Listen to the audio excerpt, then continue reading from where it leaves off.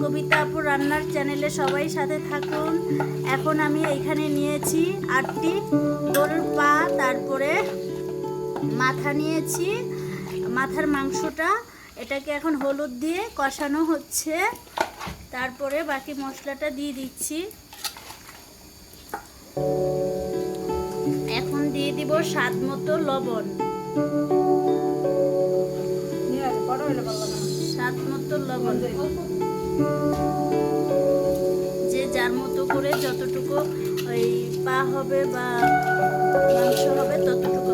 এটা তো মাংস দিয়ে নিহারি হয় না, হাড্ডি কুটি দিয়ে হয়। গরুর পা দিয়ে আমরা নিহারি বানাচ্ছি। এখন দিয়ে দিচ্ছি আদা,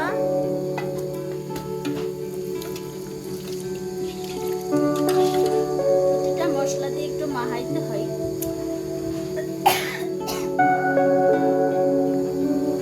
এখন দিয়ে দিচ্ছি রসুন বাটা।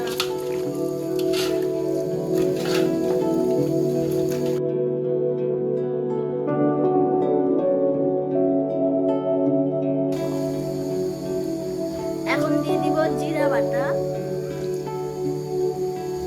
হলুদটা বেশি দেওয়া ভালো না, হলুদটা কম দিতে হবে, তাই আমি হলুদটা কম দিয়েছি।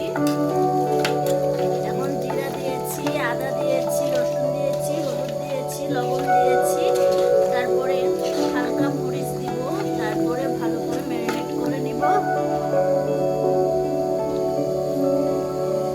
আপনারা সবাই ভালো লাগলে বাসায় এইভাবে নিজেরা রান্না করে খাবেন।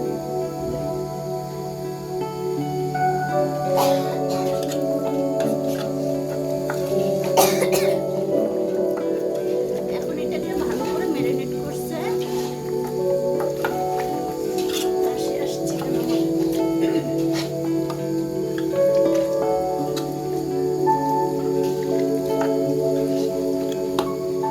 অনেক সুন্দর করে এটাকে হাতে মাখিয়ে তারপরে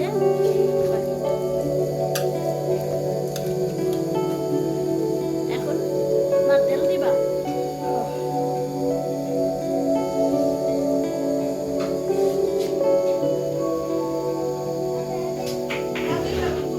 আপনারা চাইলে নিহারির মশলাও দিতে পারেন।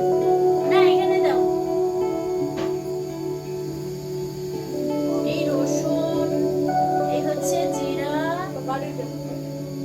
এই হচ্ছে হলুদ, এই হচ্ছে আদা, এই হচ্ছে মরিচ, লবণ।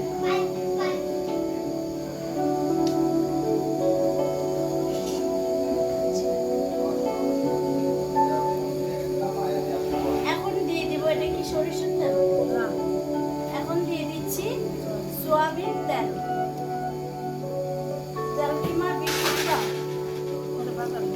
আচ্ছা, পরে তো বাগার হবে, তারপরে দিব। এটাকে পুরো একদিন জাল করতে হবে, না হয় কিন্তু নিহারিটা হবে না, নিহারিটা রিকোয়েট ঘন হবে না। একদিন পুরো জাল করব, কয়েক ঘন্টা, আধা ঘন্টা বা 1 ঘন্টা করে করে জাল করব 3-4 বার। তারপরের দিন এটা খাওয়া হবে। তারপরের দিন এটা ভাগার দিয়ে তারপরে খাবো। তারপরে নিহারির মশলাটাও দিয়ে দিবে। এই ভিডিওটা ভালো লাগলে আপনাদের বাসায় রান্না করে খাবেন। আর আমার চ্যানেলে সাবস্ক্রাইব করে বেল আইকনে ক্লিক করে চ্যানেলের সাথেই থাকুন। লাইক কমেন্ট শেয়ার করবেন যদি ভালো লেগে থাকে। আর আপনাদের মতামত জানাবেন কেমন হয়েছে আমার ভিডিওটা। সবাই কবিতা আপুর রান্নার চ্যানেলের পাশেই থাকেন, ভালো ভালো রেসিপি দেখতে পাবেন, শিখতে পাবেন। এখন চুলায় বসিয়ে দিলাম পাতিলটা, তারপরে এখন পানি দিয়ে দিচ্ছি পরিমাণ মতো। একটু কষানোর পরে বেশি পানি দিব, একটু কষিয়ে তারপরে পানিটা ফুললি দিয়ে দিব। এখন একটু পানি দিয়েছি কষাবো বলে। এখন এটার ভিতরে মশলাটা যাবে কষানোর পরে, এই জন্য কষানো হবে। আর কালকে এটা বাগার দেওয়া হবে। সুন্দর লাগছে দেখতে নিহারিটা। ন্যাচারালি নিহারি এইভাবেই পাক করে।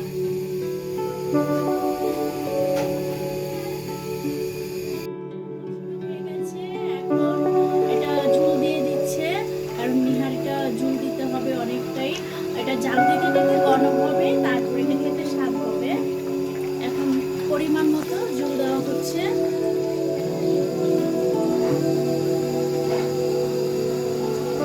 নিহারিতে একটু পানি বেশি লাগে, জাল দিতে দিতে এটা ঘন হয়, এটার এটা বের হয়।